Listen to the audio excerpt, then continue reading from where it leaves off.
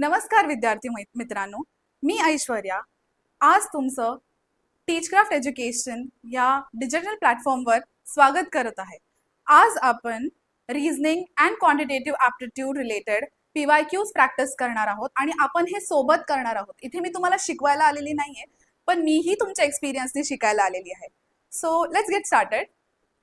पहिला क्वेश्चन बघा, calculate the value of the given equation. So असा हा मोठा इक्वेशन दिलेला आहे, त्याचं व्हॅल्यू आपल्याला काढायची आहे. सो आता बघा 3/1² इंटू 2². सो आपण याला कसं लिहिणार आहोत, आपण हे जे स्क्वेअर आहे त्याची व्हॅल्यू लिहून घ्यायची आहे. 1 इंटू 2² 4. आता मध्ये काय आहे प्लस 5/2² परत 4 इंटू 3² 9 प्लस 7/3² 9 इंटू 4² 16 असं करत एक्सेट्रा 11/25 इंटू 6² 36. आता इथे बघा, हे जे एंडचे नंबर्स आहेत सगळ्यांचे हे कॉमन आहेत. जसं इथे 9 आणि 9 कॉमन आहे, इथे 16 आणि अजून एक इथे मधला नंबर जो असेल त्याच्यामध्ये 16 कॉमन असेल. तर आपण जेव्हा हे नंबर्स असे बघतो तर त्याच्यामध्ये एक टेक्निक वापरायची असते. ती कशी करायची, सगळ्यात पहिला आपण न्यूमरेटर मध्ये 1 लिहिणार आणि त्यानंतर जो इथला नंबर असेल तो आपण डिनॉमिनेटर मध्ये लिहिणार आहोत. ओके, आता तुम्हाला वाटेल इथे प्लस आहे किंवा मल्टिप्लाय आहे म्हणून आपण इथे ती साइन टाकणार, तर नाही, आपण इथे सबट्रॅक्शन टाकणार आहोत. अँड देन नेक्स्ट नंबर काय आहे 4. सो आपण डिनॉमिनेटर मध्ये परत 1 टाकणार आणि खाली लिहिणार 4. ओके, त्याच्यानंतर हा ब्रॅकेट बंद, म्हणजे ह्याचं झालं, याची व्हॅल्यू ही झाली. त्याच्यानंतर जो मधला प्लस आहे तो आपल्याला इथे लिहायचा आहे. परत 1 अपॉन इथे 4 आहे तर आपल्याला 4 लिहायचं आहे, परत नेगेटिव्ह साइन मध्ये, आणि हा 9 आहे सो 1/9. परत हा मधला प्लस साइन इथे. देन ह्या व्हॅल्यूचा आपण इथे काढणार आहोत 1 परत 9 आहे ना इथे, सो 9 मध्ये परत नेगेटिव्ह, देन 1/16. असं आपण करत गेलं तर लास्ट याची व्हॅल्यू काय येईल, 1/25 मायनस 1/36. तर आता बघा व्यवस्थित, इथे एक नेगेटिव्ह साइन आहे तर एक पॉझिटिव्ह साइन आहे. याचा अर्थ ते दोन्ही कॅन्सल आउट होणार आहेत, सबट्रॅक्ट होणार आहेत, मायनस होणार आहेत. सो हा 1/4 आणि हा 1/4 कॅन्सल झाले. हा नेगेटिव्ह, हा पॉझिटिव्ह, हा टर्म ही कॅन्सल झाला. तर पुढे हाही टर्म तसाच कॅन्सल होणार आहे आणि हाही टर्म कॅन्सल होणार आहे. सो एंड आणि फर्स्ट असे हे जे व्हॅल्यूज आहेत ते कट होणार आणि लास्टला काय राहणार आहे 1/36 आणि पहिला व्हॅल्यू तसाच राहणार आहे. सो 1/1 मायनस जो लास्टचा व्हॅल्यू आहे 1/36. आता इथे नीट बघा, ह्याचे जे डिनॉमिनेटर्स आहेत ते सेम नाहीयेत. सो सगळ्यात आधी आपल्याला याला इक्वल करायचं आहे आणि मग सबट्रॅक्ट करायचं आहे. सो आपण याला क्रॉस मल्टिप्लाय करायचं आहे. 36 इंटू 1 36 आणि इथे 1 1 जा 1 upon 36 into 1 36. Okay, so 36 minus 1 35 आणि खाली तसाच 36. सो याचं उत्तर आहे 35/36. Okay, next question. 90 ते 180 अंकाची सरासरी ही 80 ते 160 अंकाच्या सरासरीपेक्षा कितीने जास्त आहे. सो आपल्याला हे दाखवायचंय की ह्या दोघांची जी ऍव्हरेज आहे ती ह्याच्यापेक्षा किती जास्त आहे. ओके, सरासरी मीन्स ऍव्हरेज.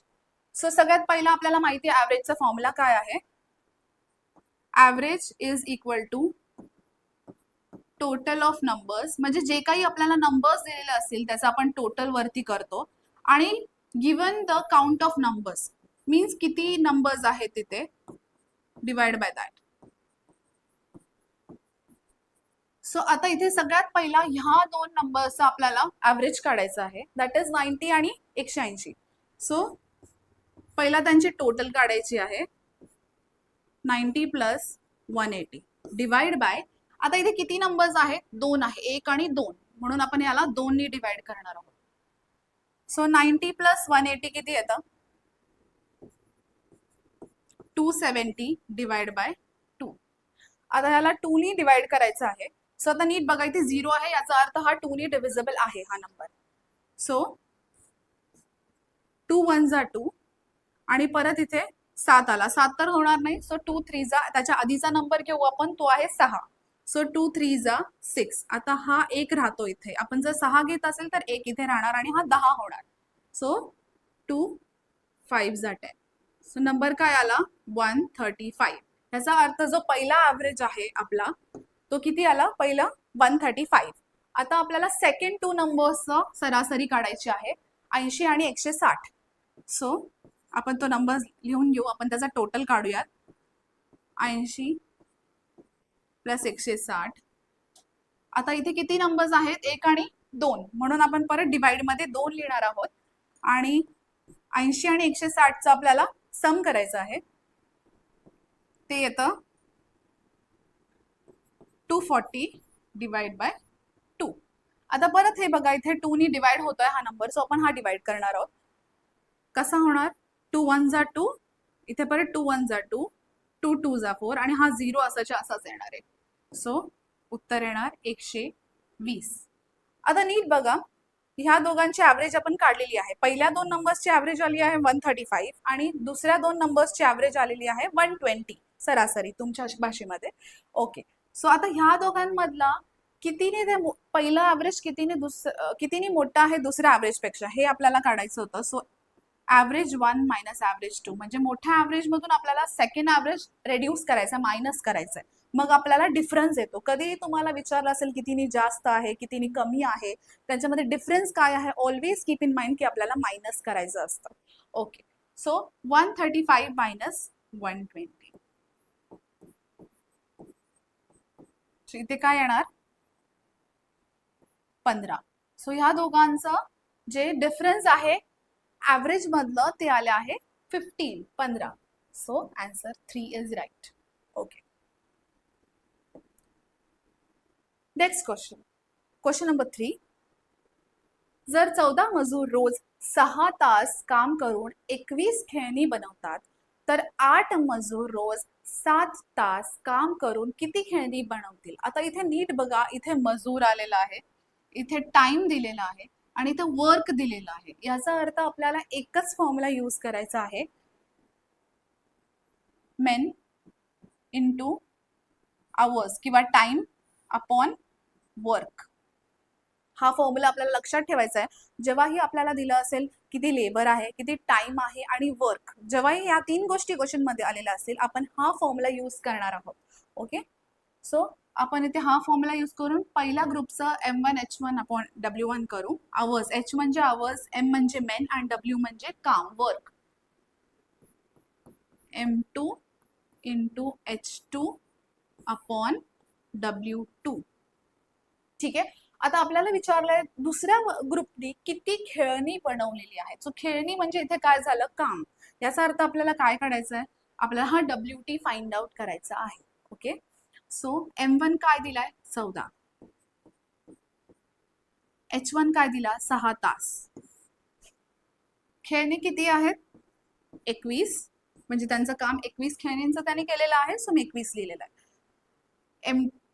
दुसऱ्या ग्रुपचे किती मजूर आहेत 8, आवर्स किती झालेले आहेत 7 आणि W2 हा आपण असाच लिहिणार आहोत कारण आपल्याला तो फाइंड आउट करायचा. ओके, सो जर मी हा इक्वेशन जर मी ह्याला डिवाइड करू शकते का, आपल्याला सगळ्यात पहिला बघायचं की इथे काही डिवाइड होत आहे, इथे काही नंबर्स एक दुसऱ्याशी डिवाइड होत आहेत का, भाग होत आहेत का. ठीक आहे, सो आता इथे बघा, हा आणि हा होतोय, हा 3च्या टेबल मध्ये येतो, राईट. 3 7 जा 21, 3 2 जा 6. ठीक आहे, आता हा आणि हा बघा, हाही एका टेबल मध्ये येतो, 7 1 जा 7 आणि 7 2 जा 14. बरोबर, मग आता इथे काय राहिला, हा 1 हा 2 हा 2, मी असंच लिहून घेते इथे, हा 2 इंटू हा 2, खाली काहीच राहिलेलं नाही, सगळं कट झालेलं आहे. आणि इथे काय राहिलाय 8 into 7, 8 into 7 divide by W2, जसं आहे तसाच लिहिलेला आहे. आता ह्याच्यानंतर 2 2 जा काय येतं 4 आणि इथे काय येणार 7 8 जा 56 आणि डिवाइड बाय W2. आता जेव्हा हा W2 इथे खाली आहे म्हणजे तो भाग मध्ये आहे, डिव्हिजन मध्ये आहे, तर तो जेव्हा इकडे येणार तर तो काय होणार, वरती येणार आणि मल्टिप्लिकेशन मध्ये येणार. सो आपण ह्याला असं लिहू शकतो 4W2 is equal to 56. Okay, आता हा 4 आणि हा 56 डिवाइड होतोय का आपल्याला बघायचं आहे. सो हो, डिवाइड होतो. So W2 is equal to 4 1 जा 4 आणि हा राहिलेला 16, 4 4 जा 16. तो उत्तर काय येतं, 14 खेळणी. सो आपलं उत्तर आलेलं आहे 14. 14 खेळणी बनवतात. ओके, असे मोठमोठे क्वेश्चन्स आपल्याला बघून घाबरायचं नाहीये. त्याचं सोल्युशन खूप जास्त सिंपल असतं. जर तुम्ही लॉजिकली जर त्याला व्यवस्थित लाईन टू लाईन रीड केलं आणि सोडवायचा प्रयत्न केलात ना, so maths is very easy. Okay, next question. एक व्यापारी एक वस्तू 300 रुपयाला विकत घेतो. त्यावर त्याला अशी छापील किंमत लिहावयाची आहे की लेबलीवर किमतीवर लेबलवरील किमतीवर 10% सूट दिल्यानंतर त्याला खरेदीवर 20% नफा होईल. तर त्याने काय किंमत छापावी. ह्याचा अर्थ ते आपल्याला सेलिंग प्राइस, ज्या प्राइसने तो मॅन्युफॅक्चरर त्याला विकणार आहे किंवा तो सेलर त्याला विकणार आहे, ते प्राइस इथे विचारलेला आहे. मार्क्ड प्राइस आपल्याला ऑलरेडी दिलेली आहे, म्हणजे त्या व्यापाऱ्याने जी किमतीवर ते वस्तू घेतलेली आहे ती 300 रुपये दिलेली आहे. आणि आपल्याला ते सांगतायत की त्याला ती 10% डिस्काउंटवर पण द्यायची आहे आणि त्याला त्याच्यातून 20% प्रॉफिट ही घ्यायचं आहे. म्हणजे त्याला डिस्काउंट पण द्यायचं आहे आणि त्याच्यातून त्याला प्रॉफिट ही घ्यायचं आहे. ओके, सो ते आपण कसं करणार आहोत. आता मार्क्ड प्राइस काय दिलाय,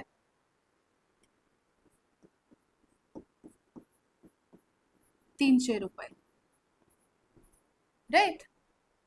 आणि ह्या 300 रुपयेवर सपोज आपण सेलिंग प्राइस असं घेऊ, सेलिंग प्राइस आपण ₹100 सपोज घेऊ. म्हणजे जस्ट आपण कन्सिडर करू की सेलिंग प्राइस म्हणजे ज्या किमतीवर तो विकणार आहे ती प्राइस असेल ₹100. सो तर ह्या 300 वर आता आपल्याला एक फॉर्म्युला आहे इथे मॅथ्स मध्ये. जेव्हा ही मार्क्ड प्राइस अपॉन आपण डिस्काउंट करतो, हे कितीशी इक्वल असतं, तर सेलिंग प्राइस म्हणजे विकण्याच्या किंमतीवर डिवाइड बाय जितकाही त्या सेलरला लॉस किंवा प्रॉफिट पर्सेंटेज असेल, डिवाइड बाय दॅट. सो आपण हा फॉर्म्युला इथे यूज करणार आहोत आणि आपण उत्तर फाइंड करूयात. ओके, सो आता जसं मी दिलंय मार्क्ड प्राइस काय आहे इथे, मी ह्या साईडला सॉल्व्ह करते. ओके, सो इथे काय दिलाय मार्क्ड प्राइस 300. सो आपण 300 लिहूयात वरती, अपॉन डिस्काउंट किती दिलेला आहे. सी, आता डिस्काउंट दिलाय 10% आणि आपण काय ठरवलंय की सेलिंग प्राइस काय असेल 100. तर 100 वर जर मी 10% डिस्काउंट दिला, याचा अर्थ मी 10 रुपये डिस्काउंट मध्ये दिला. सो डिस्काउंट काय होतो, कायम मायनस होतो, तो प्लस नाही होत. त्याचा काही फायदा नाही होत आहे ना सेलरला. सो आपण तो मायनस करणार. सो 100 मधून 10 गेले तर किती राहिले, 90. सो याचा अर्थ डिस्काउंटेड प्राइस काय आहे, 90. ठीक आहे. आणि आता सेलिंग प्राइस काय आपण कन्सिडर केले ते आपल्याला फाइंड आउट करायची इथे. तर आपण हे डिस्काउंट आणि लॉस साठी ₹100 कन्सिडर केले, पण इथे ऍक्च्युली आपल्याला ती फाइंड आउट करायची म्हणून आपण एसपीस लिहायचं आहे.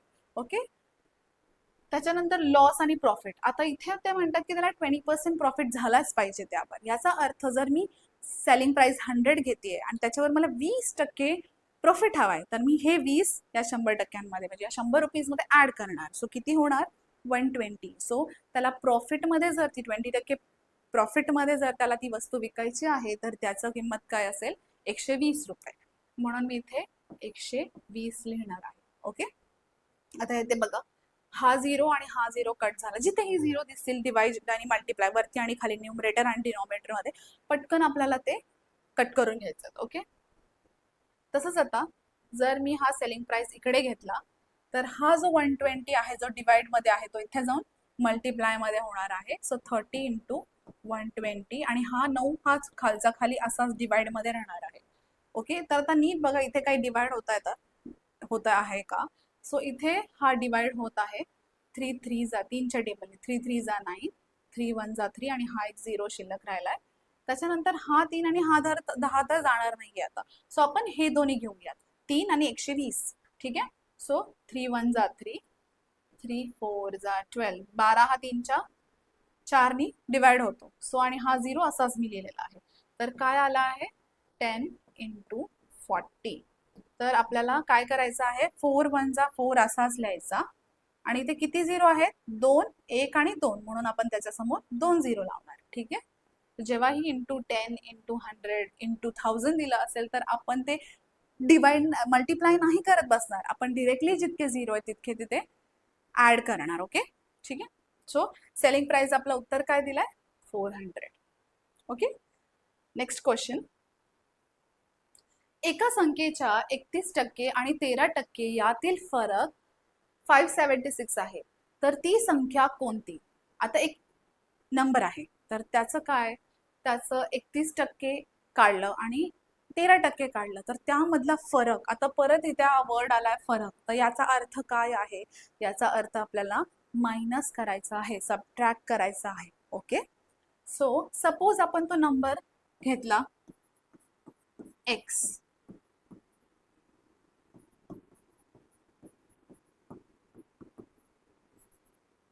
ठीक आहे. x ला फाइंड आउट करायचं आपल्याला. सो हा x चा 31%. आता जेव्हा हे टक्के असतं समोर टक्के असतं तर आपण त्याला 100 नी भाग करतो त्या नंबरला आणि दोघांमधला डिफरन्स म्हटलाय सो आपण मायनस लिहिणार आहोत त्याच्या समोर. आणि परत इथे 13% दिलाय म्हणजे ह्या नंबरचा, ह्याच जो आपण सपोज केला x त्या नंबरचा 13%. याचा अर्थ 13 डिवाइड बाय 100 बिकॉज टक्के दिलेला आहे. ओके. तर ह्यांचा डिफरन्स जो आहे तो काय दिला आपल्याला 576 576 if I am not wrong. Okay. So ह्याचा डिफरन्स आपण कसा काढणार आहोत तर दोघांमध्ये बघा एक्स एक्स हा सेम आहे, कॉमन आहे. तर हा एक्स, दोघांमधली एक्स जर कॉमन असेल तर आपण त्या एक्सला बाहेर काढून टाकतो ना, तसंच आपण इथे एक्स बाहेर काढून टाकणार. Sorry for the lame joke actually. So X हा कॉमन काढलेला आहे आपण आणि 31/100 minus 13/100 is equal to 576. Okay. So आता बघा इथे दोन्ही सेम आहे, तो आपल्याला ते क्रॉस मल्टिप्लिकेशन वगैरे हे काही करायची गरज नाहीये बिकॉज ह्यांचं जे न्यूमरेटर आहे ते सेम आहे, denominator sorry. So denominator same असल्यामुळे आपण काय करणार आहोत 31 मायनस 13 आणि खालचा हा 100 कॉमनच आहे सो आपण तसाच लिहिणार आहोत. आणि हे मायनस हे किती येतं 8 आणि 18. आता नीट बघा इथे पुढचं इथे सॉल्व करूयात. सो हा x × 18 divide by 100 is equal to 576. ठीक आहे. आता हा 18 आणि हा 100 डिवाइड होतो का? आता हा होतो. सो 2 9 जा 2च्या टेबलनी 2 5 जा 10. ठीक आहे. परत हा होतो का? नाही होत. सो आपण काय करणार ह्याला इथे हा ह्याला 576 इथे लिहूयात. हा जो 50 आहे तो इथे जाऊन काय होणार आहे मल्टिप्लाय होणार आहे आणि हा जो 9 मल्टिप्लाय मध्ये आहे तो खाली येऊन काय होणार आहे डिवाइड होणार आहे. तर हा 9 आणि हा 576 होतो का डिवाइड? तर लेट अस सी. आपल्याला माहिती आहे की 3चा डिव्हिजिबिलिटी रूल काय आहे की जेव्हा आपण त्या नंबरचं सम केलं तर तो जो सम आहे तो 3च्या टेबलमध्ये आला असला पाहिजे. सो आता इथे बघा 5 + 7 काय येतं 12 आणि 12 + 6 काय येतं 18. Right right. सो 18 हा 3च्या टेबलमध्ये येतो का? हो तर येतो. याचा अर्थ हा 3नी आपण डिवाइड करू शकतो. हा लॉजिक सिंपल बेसिक लॉजिक तुम्हाला वापरायचं आहे. ओके. 3 3 जा 9 3 1 जा 3 2 राहिला 3 9 जा 27 2 आणि 7 27 झाले. सो 3 9 जा 27 3 2 जा 6. ओके. आता परत बघा इथे काय आला 192 × 50 डिवाइड बाय दिस 3. आता परत हे डिवाइड होतो का 3नी? बघा 1 + 9 10 10 + 2 12 12. 12 हा 3नी होतो का? हो होतो, कारण 12 हा 3च्या टेबलमध्ये येतो.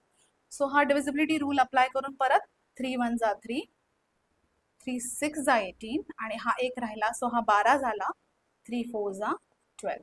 सो आपल्याला उत्तर काय आलं 64 इंटू 50. ठीक आहे. आता आपण 64 इंटू 5 करूया. आपण 550 नाही घेणार. 5 4 जा 20, 6 5 जा 30 आणि 320. सो ह्याचं उत्तर आलं 320. आणि हा जो 50चा एक एक्स्ट्रा आलेला आहे ना, तोही आपण इथे ऍड करणार. सो आन्सर काय आलं 3200. ओके. सो येस, सो हे याचं उत्तर आहे. तर डिफरन्स काय आहे 31% आणि 13% मधला? तर तो डिफरन्स आहे 3200. Next question. 2 वर्षांपूर्वी पेट्रोलचा दर प्रति लिटर 90 रुपये होता आणि ह्या वर्षी तो प्रति लिटर 120 झाला, तर पेट्रोलच्या दरात शेकडा वाढ किती? तर ह्याच्यात पर्सेंटेज इन्क्रीज किती हे विचारतायत. 2 वर्षांपूर्वी जी प्राइस होती ती होती 90 रुपये आणि त्याच्यानंतर 2 वर्षानंतर 120 रुपये झाली आहे. तर त्याच्यामध्ये किती पर्सेंटेज डिफरन्स झालाय हे आपल्याला फाइंड आउट करायचं आहे. सो आता बघा, आता जर आपल्याला बेस इयर, आता कधीही आपल्याला जेव्हा ते वर्षांचं कंपॅरिझन सांगतात किंवा डिफरन्स कितीनी वाढलं कितीनी कमी झालं हे जर आपल्याला फाइंड आउट करायचं तर आपल्याला एक बेस इयर फिक्स करावा लागतो. सो इथे काय आपल्याला कितीनी वाढलं इथे होतं आणि हे 2 वर्षांनी कितीनी वाढलं हे फाइंड आउट करायचं. याचा अर्थ जो 2 वर्षांआधीचा जो प्राइस होता तो आपला काय असणार आहे, बेस असणार आहे. ओके. सो इथे हा जो 90 रुपये आहे ना, जो 2 वर्षांपूर्वीचा प्राइस होता ते आपलं बेस आहे. ओके. सो आपण त्याला बेसला ठेवणार आहोत. तर कसं बघणार, आधी सगळ्यात आधी आपल्याला कितीनी वाढलंय परत डिफरन्स मायनस. ओके. सो आपण काय करणार, 120 मोठा नंबर राईट, जो 2 वर्षांआधी, आता 2 वर्षानंतर जो वाढलेली प्राइस आहे तो लिहिणार. त्याच्यानंतर आपण लिहिणार 90. ठीक आहे. 90 रुपये जी 2 वर्षांआधीची प्राइस होती.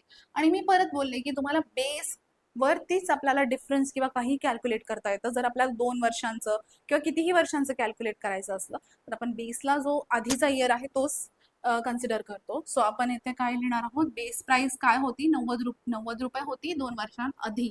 सो ती बेस आपण बेसमध्ये लिहिणार आहोत. त्याच्यानंतर ह्याचं पर्सेंटेज काढायचं आहे राईट, याचा पर्सेंटेज काढायचा आहे म्हणून आपण ह्याला इंटू 100 करणार आहोत. ओके. आता बघा 120 मायनस 90 30 राईट आणि डिवाइड बाय 90 इंटू 100. आता बघा परत आपल्याला खूप सारे झिरोज दिसत आहेत. सो हा 0 आणि हा 0 कट आणि हा 9 आणि हा 30 होतो का डिवाइड, तर होतो. 3च्या टेबलनी होतो. 3 3 जा 9, 3 1 जा 3 आणि हा 0, हा 0 असंच असा लिहिलेला आहे मी. आता काही डिवाइड होत आहे का, 3 10 3 नाही होत. ओके. सो आपण 10 10 चा काय लिहिणार 100 डिवाइड बाय 3. ठीक आहे. आता ह्याला तुम्हाला हे जे फ्रॅक्शन्स आहेत ना, हे जर तुम्हाला इन्स्टंटली एक्झाममध्ये तुम्हाला टाइम वाचवायचा असेल वगैरे, तर हे जे ना टेबल आहे फ्रॅक्शन्सचा टेबल, तर तुम्हाला पाठ करून जावं लागेल. ठीक आहे. पण आता आपण जर पटक्यात तुम्हाला काढायचं असेल, कोणाला जमत नसेल, कोणाला लर्न नसेल, तर आपण कसं काढायचं बघूया. बिकॉज खूप साऱ्या मुलांना या डेसिमलमध्ये इश्यूज फेस होतात. ओके. आता याच्यानंतर नाही होणार. सो आपण 3 हा जो बेसचा नंबर आहे तो इथे लिहितो, हा वरचा इथे लिहितो. ठीक आहे. तर आपण सगळ्यात आधी हा 1 तर येणार नाहीये 3च्या टेबलमध्ये, म्हणून आपण सगळ्यात पहिला 2 नंबर कन्सिडर करणार. सो 3च्या टेबलमध्ये 10 पेक्षा कमी काय येतं, 3 3 जा 9 येतं. ठीक आहे. आणि 10 मायनस 9 काय आहे, 1 आहे.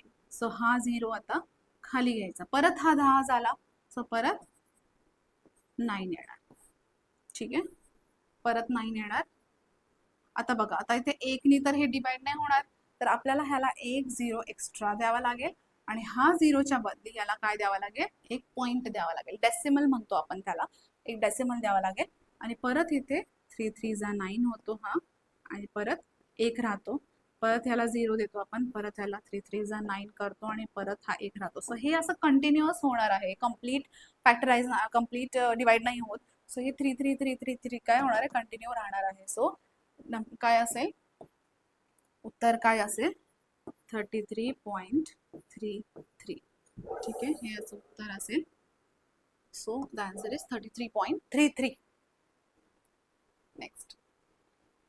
एक बागवानाने त्याच्या आयताकृती बागेचे क्षेत्र लांबी 40% वाढवून तर रुंदी 40% कमी करून वाढविले नवीन बागेचे क्षेत्रफळ. ओके, सो लांबी म्हणजे लेंथ आणि रुंदी म्हणजे ब्रेथ. ओके, आणि त्याचा एरिया कितीने इन्क्रीज झाला हे विचारलंय. सो इन्क्रीज म्हणजे वाढले वाढले वाढले वगैरे, ठीक आहे, बट हे एलिमिनेट होईल. सो हे पण तुम्हाला लॉजिक यूज करायचं आहे की क्वेश्चन वाचल्या वाचल्या काही एलिमिनेट होत आहे का. ओके, म्हणजे एलिमिनेशन टेक्निक वापरली की अशी आपल्याला जे काही ऑप्शन्स राहिलेत त्यामधून आपल्याला पटकन उत्तर फाइंड आउट करता येतं. ओके, सो सगळ्यात पहिला आपण काय करूयात, आधीचं आणि नंतरचं असं करूयात. सो पहिलाची आपण लांबी जी आहे ती आपण पकडूयात. सपोज ती असेल 100. ठीक आहे, आपण 100 पकडतो बिकॉज नंतर आपल्याला कॅल्क्युलेशन्स ना इझी पडतं. जर आपण 576, 500, 622 असं पकडलं तर आपल्याला थोडंसं डिफिकल्ट जाईल ना कॅल्क्युलेशनसाठी. सो आपण 100 पकडायचं. त्याच्यानंतर लांबी नंतर काय झाली आहे, परत वाढवली आहे. तर ह्याचा अर्थ 100 मध्ये परत 40% वाढवलेत. ह्याचा अर्थ 100 + 40 140. लेंथ काय झालं, 100 + 140 झाली. ठीक आहे, आता जर मी ह्याचा रेशिओ काढला, कितीनी वाढलं जर मला फाइंड आउट करायचं तर याचा अर्थ मला रेशिओ काढावा लागेल. सो L1 आणि L2 चा रेशिओ काय येईल, 100:140. हा झिरो कट झाला, तर राहिला काय 10 आणि 14. हा 10 आणि 14 परत डिवाइड होतात का, तर हो होतात. 2 5 = 10 आणि 2 7 = 14. सो L1:L2 चा रेशिओ काय आलाय, 5:7. ओके, म्हणजे आधी 5 टाइम्स x होता, आता 7 टाइम्स x झाला, इन्क्रीज झाल्यानंतर. आता आपण रुंदी, जर आपण ब्रेथ म्हणून B1 घेतली आणि रुंदी पण आपण बेस सपोज 100च घेऊ, पहिला 100 असेल. ओके, आणि नंतरचं काय झालंय, 20% कमी झालंय. सो 20%, 100 मधलं जर 20% आपण कमी केले, याचा अर्थ 20 कमी केलं तर किती होईल, B2 80 होईल. सो आपण जर याचा रेशिओ काढला तर किती येईल, 100:80. तर हे 0 कट. आता ह्या दोनच्या टेबलने याला डिवाइड करा. 2 5 = 10, 2 4 = 8. सो याचा अर्थ B1:B2 काय आला, 5:4 आला. तर आता बघा, लेंथचं काय आहे रेशो, 5:7 आणि ब्रेथचा रेशो काय आला, 5:4. आता कधी क्षेत्रफळ सांगितलंय, सो एका रेक्टँगलचं क्षेत्रफळ किती असतं, रुंदी इंटू लांबी असतं किंवा लांबी इंटू रुंदी असतं, राईट. सो आपण पहिल्याचा एरिया काढूयात. पहिला रेक्टँगल जो आधीचा रेक्टँगल असतो त्याचा एरिया काढूयात. त्याचा जर आपण L1 इंटू B1 करणार, राईट, लांबी इंटू रुंदी जी पहिल्या रेक्टँगलची होती. ठीक आहे, तर L1 इंटू B1 काय आहे, इथे L1 काय आहे, 5 आहे, राईट, आणि B1 काय आहे, 5 आहे. सो 5 5 = किती आला, 25. म्हणजे पहिल्या याचा एरिया किती आहे, 25 आणि 82 म्हणजे दुसऱ्या रेक्टँगलचा एरिया. तर काय येईल, L2 into B2. So L1 is 7, इथे L1 7 आहे आणि इथे B2 काय आहे, 4 आणि 7 4 = 28. म्हणजे A1:A2 चा रेशिओ काय आलाय आपल्याला, 25:28 आलाय, राईट. हा रेशिओ आलाय एरियाचा, पहिला रेक्टँगल आणि सेकंड रेक्टँगलचा एरियाचा रेशिओ आलाय. सो इथे बघा, पहिला 25 होता, नंतर 28 झाला. याचा अर्थ काय झाला, इन्क्रीज झाला. आणि क्वेश्चन मध्येही दिलंय की न्यू गार्डनचा जो एरिया आहे तो इन्क्रीज म्हणजे वाढलेला आहे. तर आता आपला रेशिओ बरोबर आहे, आपलाही वाढलेला आहे. ओके, सो कितीनी वाढलाय, हा 3नी वाढलाय, बरोबर. जर आपण ह्याला पुढे सॉल्व्ह केलं, बघा, ओके, जर आपण याला पुढे सॉल्व्ह केलं, 3, आता आपण परत बेस पकडणार आहोत. किती टक्क्यांनी वाढ झाली ही आपल्याला सांगायची, म्हणजे आपल्याला अजून ही पर्सेंटेज काढायचं आहे. सो इथे 3नी वाढलंय आणि बेस काय आहे एरियाचा, बिकॉज आपल्याला एरिया फाइंड आउट करायचा म्हणून आपण एरियाचा बेस घेणार आहोत. आणि पहिला एरिया काय होता, जसं आपण पर्सेंटेजमध्ये बेस जो पहिला असतो तोच खाली घेतो. ओके, सो 25 आधीचा आहे, सो आपण 25 घेतला आणि टक्केवारी काढायचं म्हणून इंटू 100. सो बघा, आता हा 3 आणि 25 डिवाइड होत नाही, मग हा दोन्ही होतात का, हो होतात. सो 5नी डिवाइड होतात, 5 5 = 25, हा 5 2 = 10 आणि हा 0 असाच. ठीक आहे, परत हा 5 आणि 20 होतात का, तर हो होतात. 5 1 = 5 आणि 5 4 = 20. राहिलं काय, 3 × 4 12. सो उत्तर काय आलंय 12%. म्हणजे नंतरचा जो एरिया आहे तो 12%नी वाढलेला आहे. सो उत्तर आहे 2. 12%ने वाढले आहे. ओके. सी क्वेश्चन्स खूप सिंपल आहेत, खूप सिंपल. जर तुम्ही लॉजिकली व्यवस्थित शांत डोक्याने जर प्रश्न नीट वाचलात तर तुम्हाला नक्कीच उत्तर येईल. आणि पेपर देताना काय करायचं आहे, जीएसचे जे क्वेश्चन्स आहेत सगळ्यात पहिला ते पटपट सॉल्व्ह करून घ्यायचं आहे. आणि जे राहिलेला वेळ आहे ॲटलिस्ट तुम्हाला असा टाइम ठेवा की एका क्वेश्चनसाठी 1 मिनिट तरी इनफ असावा. ओके. 1 मिनिटमध्ये हे सगळे कॅल्क्युलेशन्स तुमचे झाले पाहिजे. मग तुम्ही हे जे क्वांट आणि रिझनिंग आहे ते नंतरला ठेवा, नंतर लेटर ऑन सॉल्व्ह करण्यासाठी ठेवू शकता. Okay. Because GS is important. The ratio of the radii of two spheres is 1:2. What is the ratio of their surface area? ह्याचा अर्थ दोन स्पिअर्स दिलेले आहे. स्पिअर म्हणजे ते गोलाकृती जे तुमच्या ह्याच्यामध्ये दिलेलं आहे 3D मध्ये.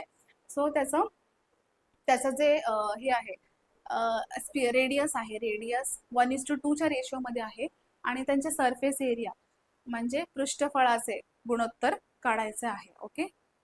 चला. सो आता आपण काय करूया, दोन आहेत ना स्पिअर्स, तर पहिल्या स्पिअरचा जो रेडियस आहे आपण तो कन्सिडर करू R1 आणि दुसऱ्या रेडियसचा जो रेडियस आहे तो आपण R2 कन्सिडर करू. सो जर आपण ह्याच्याच फॉर्ममध्ये लिहिला तर काय होईल 1:2. हा पहिल्या स्पिअरचा रेडियस, हा दुसऱ्या स्पिअरचा रेडियस. ओके.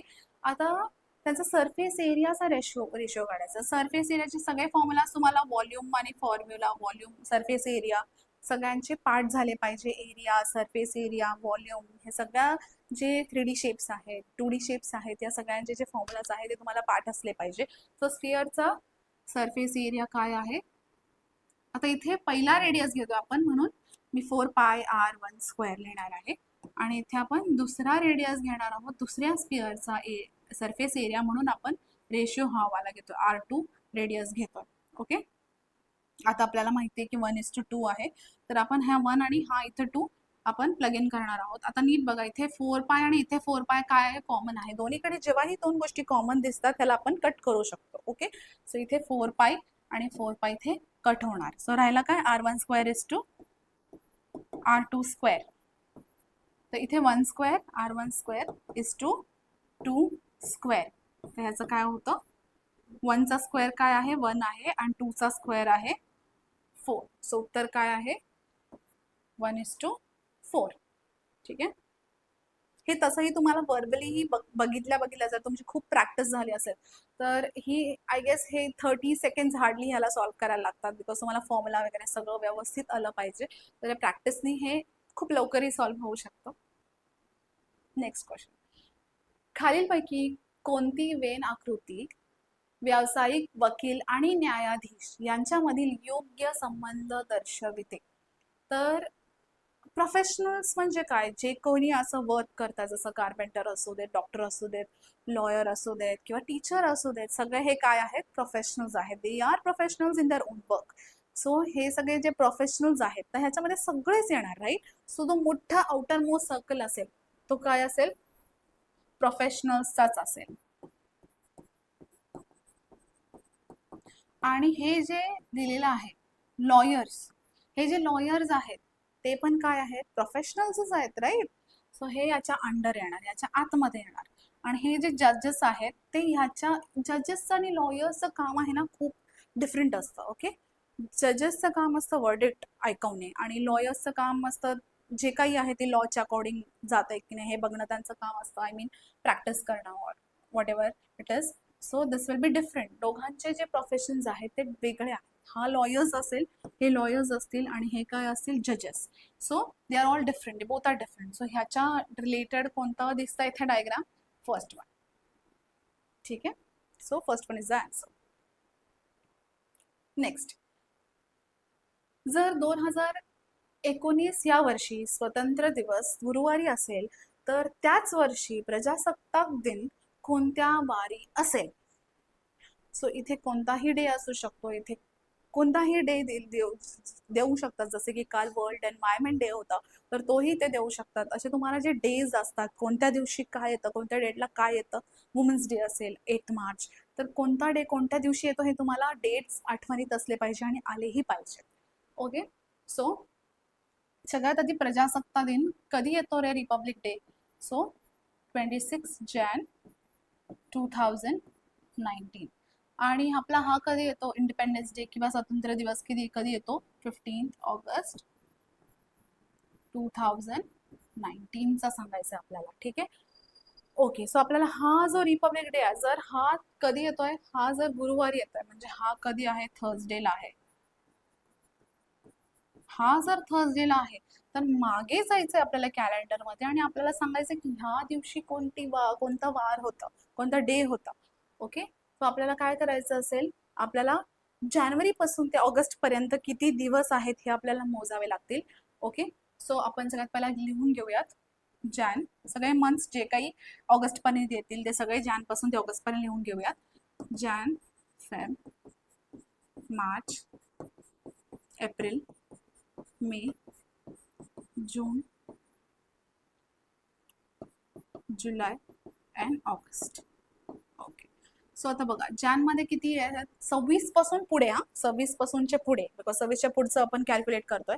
सो 26 पासून ते 31 पर्यंत किती दिवस आहेत? 5 दिवस.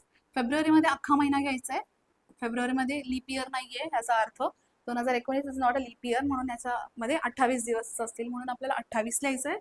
मार्चमध्ये परत 31 दिवस, एप्रिल 30 दिवस, मेचा 31 दिवस, 30, परत जुलैचा 31. आता ऑगस्ट मधले किती दिवस काउंट करायचे? आपल्याला फक्त 15, बिकॉज 15 तारखेपर्यंतच कॅल्क्युलेशन आपल्याला करायचं आहे. ओके. सो आता हे सगळे जे आहेत ते आपल्याला प्लस करायचे आहेत. तर हे प्लस केल्यावर काय येणार आहे? 5 + 8 13 14 15 16 17 18 19 20 21 21. ओके ठीक आहे. 21 आणि हे 2 एक आला, 4 5 6 7 8 9 10 11 12 13 14 20 आला. सो 201. यांच्या सगळ्यांचं जर आपण कॅल्क्युलेशन केलं, या सगळ्यांचं जर आपण प्लस केलं तर उत्तर काय येतं? 201 येतं. ठीक आहे. 201 दिवस आहेत इथून इथपर्यंत. 26 पासून ते 15 पर्यंत, 15 ऑगस्ट पर्यंत 201 दिवस येतात. तर आता ह्याला काय करायचं आपल्याला? जे ऑड वन्स आहेत ते काढून टाक, इव्हन जे आहेत ते काढून टाकायचे. ह्याचा अर्थ याला आपण 7नी डिवाइड करायचं आहे. सो हा 2 आणि हा 1. सो 7 2 = 40, 6 आणि हा 1 इथे आला, 7 8 = 56, 5. सो किती राहिलं इथे? 5 दिवस रिमाइंडर मध्ये राहिलेत, म्हणजे 5 दिवस शिल्लक राहिलेले आहेत. सो हे जे 5 दिवस आहेत आपल्याला ऍड करावे लागतील की सबट्रॅक्ट करावे लागतील? बिकॉज आपल्याला मागचा बार काढायला सांगितलं, म्हणजे मागचे खूप प्रिव्हियस जाऊन आपल्याला दिवस काढायला सांगितलं. ह्याचा अर्थ आपण काय करणार आहोत? मागे जाऊन मायनस करणार आहोत. म्हणून आपल्याला ह्या थर्सडे, म्हणजे हा जो 15 ऑगस्टला थर्सडे होता, याच्यातून 5 दिवस मागे जायचं आहे. थर्सडे, वेन्सडे, ट्यूजडे, मंडे, मग काय तो Sunday and then Saturday.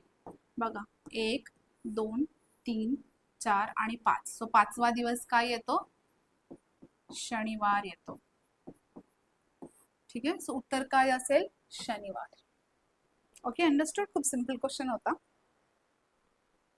Next. बसच्या रांगेत उभ्या असलेल्या रोहनच्या पुढे 18 व्यक्ती आणि मागे 14 व्यक्ती आहेत. तर शेवटून 10व्या व्यक्तीच्या पुढून क्रमांक किती? तर सगळ्यात आधी आपण रोहनचं बघूयात. रोहनचा पार्ट आधी सॉल्व्ह करूयात आणि then we will move further. So by parts. सगळ्यात पहिला रोहनचा घेऊयात. सो सपोज ही रांग आहे. ठीक आहे. आणि रोहन किती उभ्या असलेल्या रोहनच्या पुढे 18 व्यक्ती आहेत. सपोज हा रोहन आहे, इथे रोहन आहे, तर त्याच्या पुढे किती आहेत रे व्यक्ती? त्याच्या समोर किती व्यक्ती आहेत? त्याच्या समोर 18 व्यक्ती आहेत, राईट. आणि त्याच्या मागे किती व्यक्ती आहेत? मागून किती व्यक्ती आहेत? त्याचे 14 व्यक्ती आहेत. याचा अर्थ हे जर 18 आणि हे 14, तर आपण इथून नंबर ऑफ किती व्यक्ती ह्या लाईन मध्ये, रांगेमध्ये उभे आहेत हे काढू शकतो, राईट. सो 18 + 14, 18 + 14. आता रोहनलाही कन्सिडर करावं लागेल, त्याच्या मागे आणि पुढे आहेत, त्याला आपण पकडलेलंच नाही आहात. सो रोहनचा 1. किती झाले 3 आणि 8 4 12 13 3 33. म्हणजे याचा अर्थ टोटल मेंबर्स या रांगेत किती उभे आहेत 33 उभे आहेत, 33 रांगेत उभे आहेत. तर नेक्स्ट काय आहे तर शेवटून 10व्या व्यक्तीचा पुढून क्रमांक किती. तर रोहनचा संपलेला आहे पार्ट. आता नेक्स्ट पार्ट आहे की आपल्याला जो शेवटून 10व्या क्रमांकावर जो व्यक्ती उभा आहे म्हणजे 10th पोझिशनवर जो मुलगा किंवा मुलगी उभी आहे सपोज एक्स, तर तो मागून कितवा क्रमांकावर आहे 10व्या क्रमांकावर आहे. आणि टोटल किती आहेत रे या रांगेत, तर टोटल किती आहेत, टोटल 33 स्टुडंट्स आहेत, टोटल 33 व्यक्ती आहेत सॉरी. सो जर हा मागून 10वा आहे तर आपण हे म्हणू शकतो ना की 33 मधून आपण जर 10 काढले, हे मागचे काढले, तर हे आपल्याला समोरचं उत्तर येईल. सो इथे किती असेल, हे टोटल मधून आपल्याला मागचे व्यक्ती मायनस करावे लागतील. याचा अर्थ किती येईल 23. म्हणजे मागे किती आहेत, मागून किती व्यक्ती आहेत 23 व्यक्ती आहेत. सो जर त्याच्या समोर जर 23 व्यक्ती उभे आहेत तर त्याचा क्रमांक 24व्या पोझिशनवर असेल समोरून, बिकॉज त्याच्या समोर जर 23 आहे तर त्याला कन्सिडर करून तो 24th पोझिशनवर असेल. नाहीतर तुम्ही चुकून 23 ही लिहू शकता. So just keep in mind की तो जो त्याच्या समोर व्यक्ती असेल ते नाही, तर त्याची स्वतःची पोझिशन आपल्याला काढायची असते. त्याच्या समोर जर किती व्यक्ती आहेत हे विचारलं असतं तर उत्तर 23 असतं. ओके. हा, आता हा एवढा मोठा क्वेश्चन आहे हे म्हणून आपल्याला घाबरायचं बिलकुल नाही. आपल्याला पटापट 1 लाईन रीडिंग करून घ्यायचं आणि पटापट त्याच्या साईड बाय साईड ते रीड 1 बाय 1 लाईन रीड करून आपल्याला साईडला त्याचे मॅपिंग ही करायचं आहे, म्हणजे पटापट ड्रॉही करायचं आहे. सो शाहिद शाळेत जाण्यासाठी तो 100 मीटर दक्षिणेकडे गेला, तेथून तो डावीकडे वळून 200 मीटर गेला, पुन्हा तो डावीकडे वळून 100 मीटर अंतरावरील मित्राकडे गेला, तेथून मित्रासह तो पूर्वेकडे 400 मीटर अंतर चालून शाळेजवळ गेला. तर घर व शाळा यामधील अंतर किती व शाळा घराच्या कोणत्या दिशेला आहे हे सांगायचं आहे. सो सगळ्यात पहिला शाहिद, लेट्स कन्सिडर शाहिद इथून स्टार्ट करतोय. शाहिद काय केलं, सगळ्यात आधी त्याने 100 मीटर दक्षिणेकडे घेतला. सगळ्यात आधी आपण बघूयात, हे असतं ईस्ट, वेस्ट, साऊथ आणि नॉर्थ. सो सगळ्यात आधी तो साऊथला गेला 100 मीटर्स. सो हे 100 मीटर झाले त्याच्या साऊथकडे. त्याच्यानंतर तो तेथून डावीकडे वळून 200 मीटर गेलाय. सो याचा अर्थ त्याची, जर हा इथे उभा आहे साऊथकडे तोंड करून, तर त्याचा डावी साईड इकडे होणार. सो तो इकडे किती गेलाय 200 मीटर, म्हणजे ह्याचाच डबल.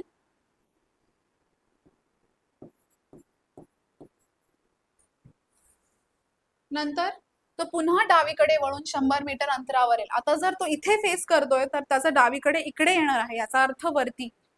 सो परत तो याच्याच इक्वल तो 100 मीटर वरती गेलाय, 100 मीटर. त्याच्यानंतर मित्राकडे गेला तो, तिथून पुढे तो परत 400 मीटर अंतरावर चालून गेलाय पूर्वेकडे, याचा अर्थ ईस्टकडे परत 400 मीटर गेलाय तो मित्रासोबत. 400 मीटर्स. ईस्ट इकडे आहे, सो इकडे 400 मीटर्स. तर हे त्याचं घर होतं इथून, आणि इथे त्याचं स्कूल आहे. सो आपल्याला विचारलंय या घरामध्ये आणि या शाळेमध्ये किती अंतर आहे. सो जर हे 200 असेल तर हे किती असेल, हेही सेमच आहे, दॅट इज 200. सो हे 200 प्लस हे 400 किती होणार 600 मीटर्स. आणि दिशा कोणती आहे, तिकडे ईस्ट आहे.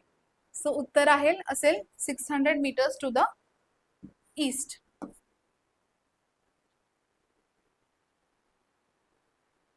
नेक्स्ट, जर ₹5 व ₹10 यांची नाणी 4:3 या प्रमाणात असतील आणि त्यांची एकूण रक्कम ₹500 असेल तर 5 ची किती नाणी असतील. इथे 500 नाही, इथे 560 आहे. ओके, तर आपण सगळ्यात पहिला ह्याचं इक्वेशन लिहायचं आहे. सो इक्वेशन इज 5 टाइम्स किती आहे, 5 ची नाणी 4च्या रेशो मध्ये आहेत, म्हणून 5 ची नाणी 4च्या रेशो मध्ये, आणि आपण एक्स लिहिणार आहोत त्याच्यामुळे, बिकॉज रेशो लिहितोय आपण, प्लस 10ची नाणी कितीच्या रेशोमध्ये आहेत? 3च्या. So 10 × 3 times x. सो ह्याचं काय येतं टोटल? 4 5 4 जा 20 20x प्लस 30x.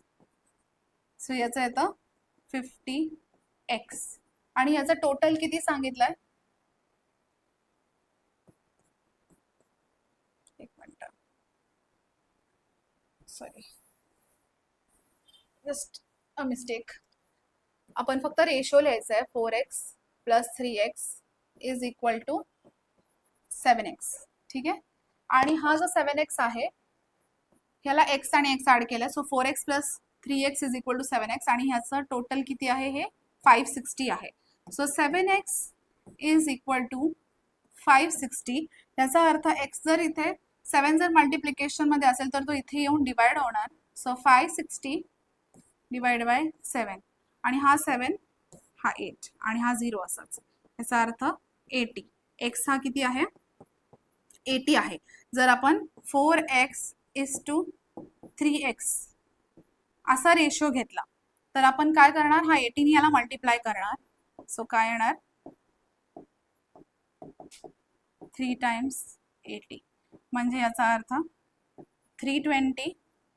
4 8 जा 32 आणि हा 0 एक्स्ट्रा लावलेला आहे. आणि इथे 8 3 जा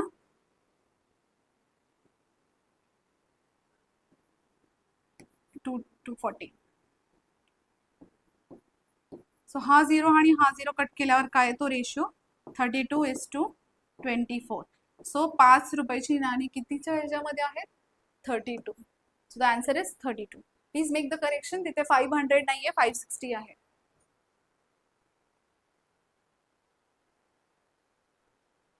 नेक्स्ट, 4 पुरुष अथवा 6 स्त्रिया एक काम 20 दिवसात पूर्ण करतात तर 2 पुरुष व 9 स्त्रिया मिळून तेच काम किती दिवसात पूर्ण करतील? सो आता आपण टेबल बनवूयात. सगळ्यात पहिला स्त्रिया आणि पुरुष. पुरुष आणि इथे स्त्री आणि इथे दिवस किती लिहिलेले आहेत ते. सो पुरुष इथे पहिला 4 आहेत आणि 7 आहेत आणि इथे अथवा लिहिलेला आहे, लक्षात ठेवा. त्याच्यानंतर इथे 20 दिवस. मग सेकंड सेटमध्ये 2 पुरुष आहेत आणि 9 स्त्री आहेत आणि आपल्याला ते काम किती दिवसांमध्ये करतात हे आपल्याला फाइंड आउट करायचं आहे. सो इथे आपण एक टेक्निक यूज करू शकतो. सो सगळ्यात पहिला आपल्याला हे जे वरचे नंबर्स आहेत ते आपल्याला मल्टिप्लाय करायचे आहेत. सो आपण कसं लिहिणार? 4 × 6 इंटू हा 20. हे आणि हे पहिले जे सेट आहे ते मी फक्त मल्टिप्लाय केलेले आहेत. त्याच्यानंतर खाली आपल्याला याला क्रॉस मल्टिप्लाय करायचं आहे. ओके, म्हणजे 2 6 जा 12. परत इथे 9 4 जा 36. आता आपल्याला याचं उत्तर काढायचं आहे. 6 4 जा 24 इंटू हा 20. म्हणजे हे 6 4 जा 24 लिहिलं आणि हा 20 असाच लिहिला आणि खाली हे प्लस करायचं आहे 48. तर आपल्याला आता इथे 20 ची नाही मल्टिप्लाय करायचं, इथे 2 शी मल्टिप्लाय करायचं आणि 0 फक्त आपल्याला हा एक्स्ट्रा ऍड करायचा आहे तिथे. सो 4 2 जा 8 आणि 2 2 जा 4. आता इथे 48. सो जेव्हा हे डिवाइड होतं, हा 48 आणि हा 48 डिवाइड होईल आणि इथे फक्त एक राहतोय 0, दॅट इज 10. याचा अर्थ हा 10 आहे. सो उत्तर काय आहे? 10 दिवस. ओके, सो जेव्हाही असं पुरुष स्त्री आणि दिवसांचं असं कॉमन क्वेश्चन दिला असेल तेव्हा आपण असा फॉर्म्युला यूज करून तो सॉल्व्ह करणार आहोत. Next question. अ ने एक वस्तू 400 रुपयाने विकत घेतली व ब ला 10% नफ्याने दिली. पहिलं 400 रुपयाने घेतली आणि मग ती ब ला 10% नफ्याने दिली.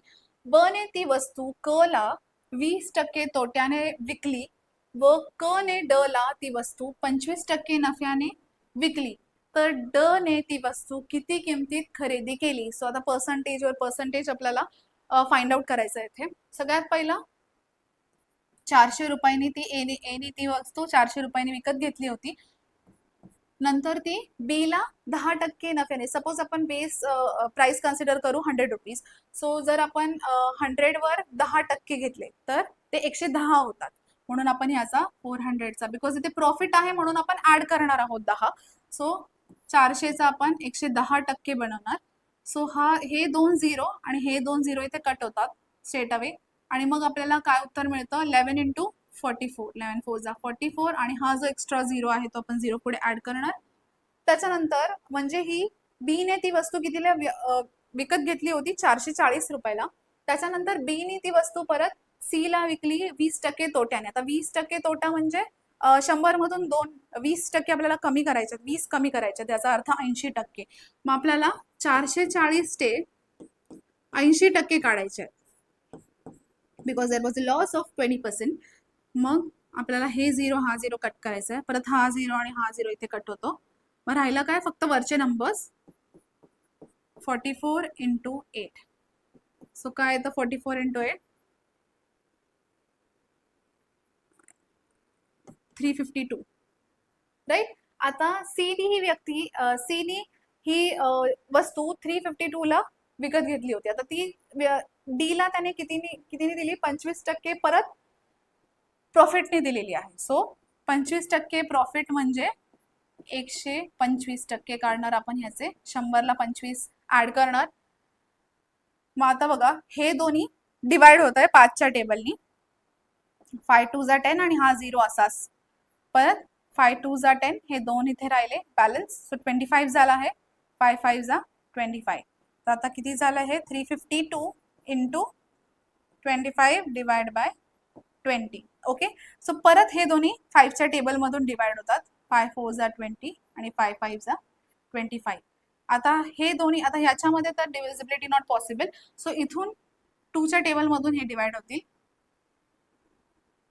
2 2 जा 4, 2 1 जा 2, परत ते 15 आलं. सो 2 7 जा 14, परत 1 6 जा 12. ओके. परत हे 2 नी डिवाइड होतं. 2 8 जा 16 आणि 2 8 जा 16. सो उत्तर काय येणार 88 × 5. 88 × 5, 8 5 जा 40 आणि परत 4 बॅलन्स. 8 5 जा 40 plus 4 44. So the answer is 8440, 400 440. So D नी ती वस्तू किती किमतीवर खरेदी केली तर 440 रुपयावर विकत घेतली. ओके, समजलं तुम्हाला मी हे कसं सॉल्व्ह केलंय. तर तुम्ही ह्याचा स्क्रीनशॉट घ्यायचा तर तुम्ही स्क्रीनशॉटही घेऊ शकता, किंवा तुम्ही जेव्हा मी शिकवत असते तेव्हा तुम्ही स्वतःही एक नोटबुक पेन घेऊन सगळं सॉल्व्ह करा. याचा अर्थ तुम्हाला माझ्या स्पीडला मॅच करता येईल आणि तुम्हाला माझ्या बरोबरच शिकता येईल. ओके, मी परत तुम्हाला सांगते हा कसा सॉल्व्ह केलाय मी. सगळ्यात आधी 400 रुपयांनी ए नी ही वस्तू विकत घेतली, बरोबर आहे. त्याच्यानंतर ती बी ला 10% प्रॉफिटने दिली आहे, म्हणून आपण ह्याचे 110% काढलेलं आहे. ह्या रेटचं 110% काढलंय, बिकॉज 100 मध्ये आपण 10 जे 10 आहे ते ऍड केलंय आणि आपण 110% इथे काढलेलं आहे. तर जेव्हा आपण 400चे 110% काढले तर आपल्याला 440 रुपये मिळाले. ओके. त्याच्यानंतर जे बीनी ही वस्तू 440 ते विकत घेतली होती, त्याच्यानंतर ती क ला विकली आहे. तर ती क ला कितीने विकली आहे तर 20% तोट्याने विकली आहे. याचा अर्थ 20% लॉस झालाय. सो आपण 100 मधून 20 मायनस करणार. सो हे 80 होणार, म्हणून आपण 80% त्याचे काढलेले आहेत. ठीक आहे. सो 440चे 80% जेव्हा आपण मायनस करतो किंवा 80% आपण काढतो तेव्हा किती येतं 352 रुपीज आले इथे. ओके. त्याच्यानंतर ते जे 352 जे प्राइस आहे त्या प्राइस मध्ये त्याने डी ला विकायचं आहे. सो डी ला कितीने विकायचं आहे 25% नफ्याने, म्हणजे 25% प्रॉफिटने विकायचं आहे. ओके. सो 25% जर आपल्याला प्रॉफिट काढायचं आहे ह्याचं तर आपण 125% काढणार, म्हणजे 100 मध्ये 25 वाढवणार आणि 125% त्याचे काढणार. सो 352 चे आपण 125% काढतो तर आपल्याला उत्तर काय येतं 440 येतं. याचा अर्थ डी ला त्याने 440 रुपयाला ती वस्तू विकलेली आहे. किती प्रॉफिटनी 25% प्रॉफिटनी. सो हे त्याचं उत्तर आहे 440 रुपये.